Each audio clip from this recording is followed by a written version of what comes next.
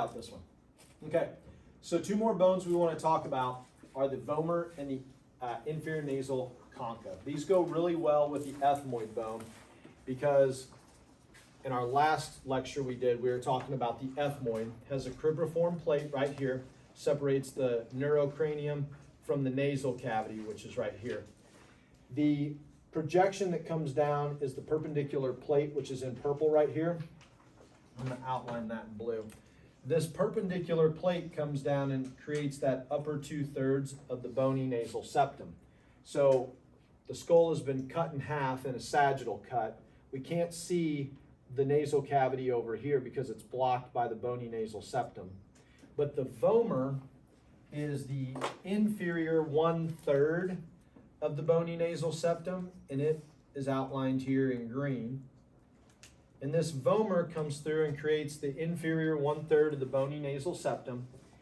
It comes through so when you look at the skull itself, you can see the vomer at the bottom of the nasal cavity with the perpendicular plate from the ethmoid above it. So you can see the vomer from a lateral section of the skull.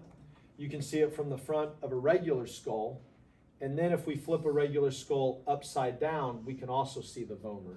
So let's talk about the vomer real quick. This is a single bone. You only have one vomer.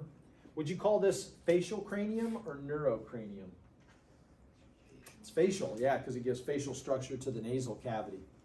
Okay? If we go back to the inferior view of the skull, which is right here, maxillary, the palatine process with the palatine bones. Right between the two palatine bones, we have the vomer, which is plugged in here and comes up in through the nasal cavity. So it will go underneath the maxillary and the palatine bones up into the nasal cavity in what we call the rostral orientation. If we look at the skull straight ahead, this is the perpendicular plate that's going to run up to the ethmoid. And then the inferior 1/3 of the bony nasal septum is the vomer right here. Okay? All right. Now the next bone we're going to talk about is plugged into the lateral walls of the nasal cavity into the maxillary bone. And these are called the inferior nasal concha. They hang down just like the middle and superior nasal concha of the ethmoid. But they'll hang down and they create a physical border for stuff passing through the nasal cavity. Now, when you look at a skull, you'll see the inferior nasal concha from a face-on view.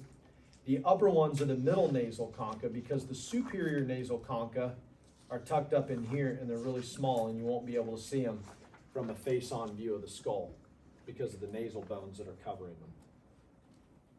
Okay. So let's go back to our slide here of our inferior nasal concha. Now, the inferior nasal concha is covered up a little bit by our bony nasal septum. That inferior nasal concha is plugged into the maxillary bone, and there are these hooks that face down, and they create a physical border or barrier in the nasal cavity. Okay?